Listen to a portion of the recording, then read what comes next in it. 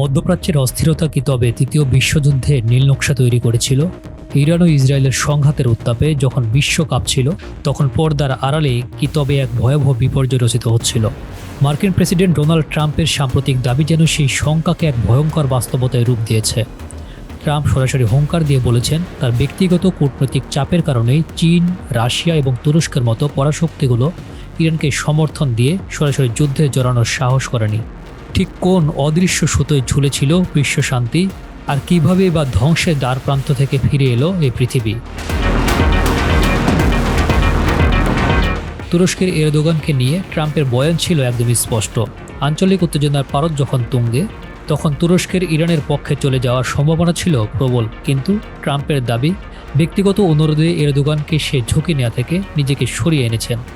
অন্যদিকে চীনের অর্থনীতির লাইফলাইন অর্থাৎ জ্বালানি তেলের সরবরাহ নিয়ে বেইজিং ছিল বড় ধরনের ঝুঁকির মুখে।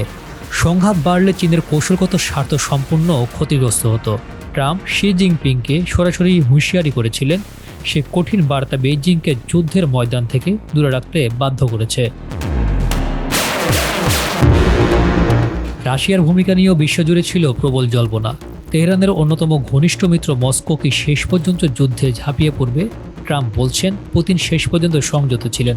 ট্রাম্পের ছাপ কথা, এই তিন শক্তির কেউ যদি সরাসরি রক্তক্ষয়ী সংঘাতে জড়িয়ে পড়ত, তবে মধ্যপ্রাচ্যের এই সংকট আরও আঞ্চলিক গণ্ডিতে সীমাবদ্ধ থাকত না।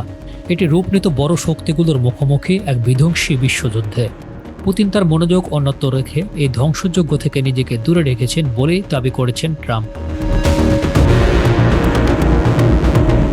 বেইজিং, মস্কো কিংবা অ্যাঙ্কারা কেই ট্রাম্পের এই দাবির সত্যতা নিয়ে এখনও মুখ খোলেনি। কিন্তু একটি বিষয় আজ দিবালোকের মতো স্পষ্ট, মধ্যপ্রাচ্যের প্রতিটি সংঘাত যেন কেবল আঞ্চলিক সংকট নয়, এর প্রতিটি বাঁকে বাঁকে জড়িয়ে আছে বিশ্ব রাজনীতির ভয়ঙ্কর সব চাল।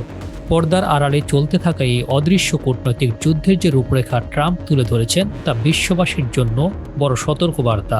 আমরা কি তবে সত্যিই বড় এক বিপর্যয় এড়াতে পেরেছি, নাকি শান্তি কেবল পরবর্তী বড় কোনো সংকটের আগের নীরবতা?